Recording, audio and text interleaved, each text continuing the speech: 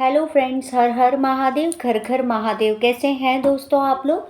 मैं हूं आपकी astrologer Deepa Madane. Astro friend में आपका बहुत बहुत स्वागत है। दोस्तों आज हम चर्चा करेंगे, सर्दियों का मौसम शुरू हो गया है तो क्यों ना इसी से जुड़े कोई उपाय किए जाएं। यानी कि जिन लोगों को बार बार सर्दी जुकाम की शिकायत रहती है, जो लोग अस्थमा के शिकार है या जिनको अस्थमा के पेशेंट है, या जिनकी चलने में बहुत ज़्यादा सांस फूलती है, या जिन लोगों को लंग्स इन्फेक्शन है या उनके लंग्स में किसी प्रकार की खराबी है, तो ये क्यों है और ये किन कारणों से और ये किन ग्रहों के कारण होता है, ये जानकारी मैं आपको दूंगी। और साथ ही साथ इसके बचाव और उपाय भी मैं आपको बताऊंगी। ये सारी ही जानकारी मैं आपको दूंगी। लेकिन उससे पहले मेरा निवेदन है कि अगर आपने अभी तक मेरे चैनल को लाइक नहीं करा है, सब्सक्राइब नहीं करा है, तो आप पहले उसे लाइक कर लीजिए, सब्सक्राइब कर लीजिए और उसमें जो बेल आइकन का बटन है उसे ज़रूर प्रेस करिए, ताकि मेरी वीडियो की हर नई जानकारी आप तक सबसे पहले पहुंच सके। चलिए दोस्तों, मैं अपनी चर्चा को आगे बढ़ाती हूँ। जिस तरह सर्दियों का मौसम शुरू हो गया है, कहीं ना कहीं ठंड बढ़ जाएगी और ठंड बढ़ना ही बढ़ना है। तो ऐसे बहुत से लोग होंगे जिनको बहुत ज़्यादा जल्दी सर्दी जुकाम हो जाता है। ये परेशानी उनके साथ जन्म से चली आ रही होगी, या फिर उनके संग में ये परेशानी पिछले कुछ सालों से चल रही है कि उन्हें जल्दी जल्दी सर्दी जुकाम आ जाता है। जरा सी ठंड लगती है कि उन्हें सर्दी जुकाम हो जाता है, जरा सा मौसम ठंडा होता है कि सर्दी जुकाम हो जाता है, बारिश में सर्दी जुकाम हो जाता है। कुल मिला के सर्दी जुकाम बार बार होता रहता है। या आपको किसी प्रकार से आप चलते हैं तो आपकी सांस फूल जाती है, आपको सांस फूलने की शिकायत होने लग गई, या तो ये आपको बचपन से समस्याएं चली आ रही है, या ये समस्या आपको पिछले कुछ वर्षों से होने लग गई कि आपकी सांस फूलने लग गई है, या फिर आपको लंग्स इन्फेक्शन की शिकायत हो, किसी प्रकार से आपके लंग्स में खराबी हो, आपको लंग्स का इलाज चल रहा हो, या आपके लंग्स काफ़ी समय से आपके फेफड़े काम सही से नहीं कर रहे हो। कहीं ना कहीं लंग्स या फेफड़े, मतलब जो फेफड़े रहते हैं, अगर हिंदी में कहूँ तो उसकी कहीं ना कहीं आपको खराबी लग रही है, कहीं ना कहीं वो खराबी हो रही है। या तो ये जन्मजात से है, या आपको पिछले कुछ वर्षों से लंग्स संबंधी परेशानी हो रही है। तो कहीं ना कहीं सर्दी जुकाम का होना, सांस फूलना, लंग्स की खराबी होना, आप अस्थमा पेशेंट है, या तो आप जन्म से या पिछले कुछ वर्षों से आप अस्थमा पेशेंट बन चुके, कहीं ना कहीं आपको सांस लेने की परेशानी इतनी बढ़ चुकी है कि वो अस्थमा में कन्वर्ट हो चुकी है। तो ये सब क्यों होता है, इसके पीछे का क्या कारण है और इसके पीछे का कौन ग्रह जिम्मेदार होता है। क्या आप जानते हैं कि जब इंसान में सारे सिम्टम्स दिखने लगते हैं, या आप में से किसी को ये परेशानियां अपने जीवन में चल रही है, तो अभी ठंड आने वाली है, ठंड शुरू हो चुकी है हल्की हल्की, तो ये परेशानी इन लोगों की लाइफ में और बढ़ जाती है। तो आपको क्या इसका उपाय करना चाहिए।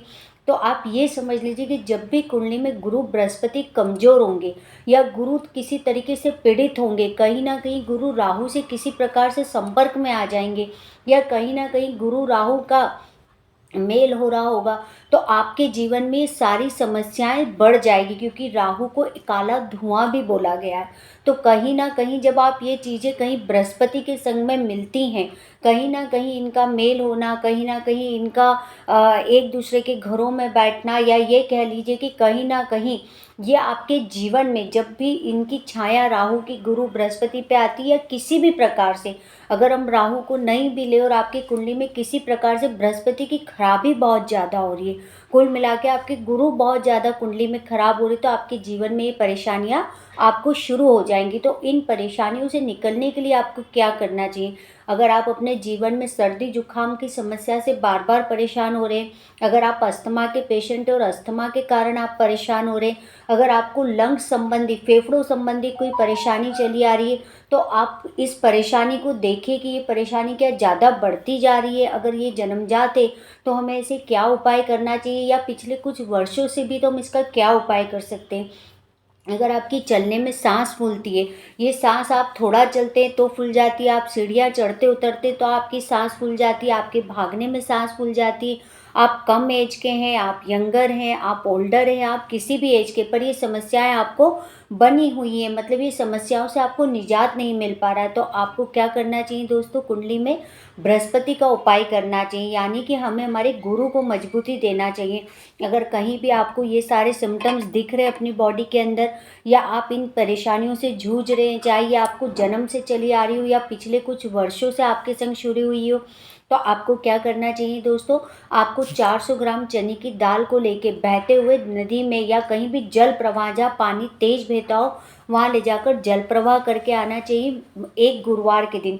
आप चाहें तो इसको प्रत्येक गुरुवार के दिन करिए, और आप अगर प्रत्येक गुरुवार जल प्रवाह करने नहीं जा सकते, आपके घर के आसपास कहीं भी जल के बहते, आप जल प्रवाह करते आते रहिए, आप हर गुरुवार करके आते रहिए। अगर आपको जीवन में ये समस्याएं बनी हुई है और आपके घर के आसपास नदी नहीं या बहता हुआ जल प्रवाह नहीं, तो कम से कम आप महीने में एक गुरुवार 400 ग्राम चने की दाल, अगर आप 400 ग्राम चने की दाल नहीं ले सकते तो आप 4 हल्दी की गांठ जल प्रवाह कर कर आइए। और उसके बाद जितने गुरुवार पड़ते हैं महीने के, आप किसी धर्म स्थान पर 400 ग्राम चने की दाल रख कर आइए या 4 हल्दी की गांठ रख कर आइए। इससे आपके बृहस्पति को मजबूती मिलेगी। कहीं ना कहीं जब कुंडली में आपके बृहस्पति मजबूत होना शुरू हो जाएंगे, साथ ही साथ में आप माथे जुबान नाभि पे केसर का तिलक लगाइए। ये भी आपको जो ये समस्याएं चल रही उससे छुटकारा दिलाएंगे। कहीं ना कहीं इन समस्याओं का निदान होना आपकी शुरू हो जाएगा। अगर आप अपने जीवन में समस्याएं देख रहे हैं तो आप इस उपाय को जरूर करिए। ये उपाय आपको ज़बरदस्त रिजल्ट देगा, आपकी इन बीमारियों को कंट्रोल करेगा। कहीं ना कहीं ये परेशानियां जो अस्थमा पेशेंट हो चुके हैं और आप जल्दी जल्दी आपको कहीं ना कहीं अस्थमा के अटैक आते, तो कहीं ना कहीं यही अटैक सालों में एक हो जाएगा। जो किसी को महीने में आते, किसी को 6 महीने में आते। सांस फूलने की आपको दिक्कतें, सर्दी जुकाम की आपको दिक्कतें, आपके लंग्स फेफड़े संबंधी समस्याएं, तो ये सारी ही समस्याएं दूर होना शुरू हो जाएगी। करना बहुत छोटा सा उपाय कि आपको 400 ग्राम चने की दाल या फिर 4 हल्दी की गांठ, दोनों में से आप ऑप्शनल कुछ भी एक चीज़ ले लीजिए और जल प्रवाह कर कर आइए। एक गुरुवार करिए या आप हर गुरुवार करिए। अगर आपके घर के आसपास नदी नहीं है या जल का बहता हुआ स्रोत नहीं है तो आप कम से कम महीने में एक बार जल प्रवाह करिए। बाकी के गुरुवार आप मंदिर में रख कर आइए 4 हल्दी की गांठ या 400 ग्राम चने की दाल।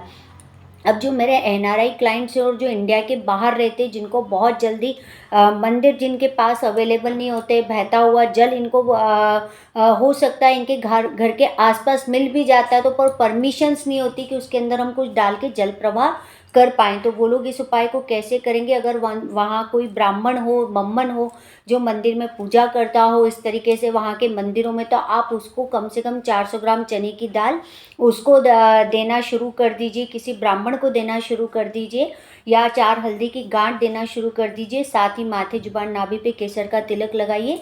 इससे आपके बृहस्पति मजबूत हो जाएंगे, और जब बृहस्पति मजबूत हो जाएंगे तो आप अपने जीवन की सारी ही परेशानियों से निकलना शुरू हो जाएंगे और आपकी सेहत सुधरना शुरू हो जाएगी।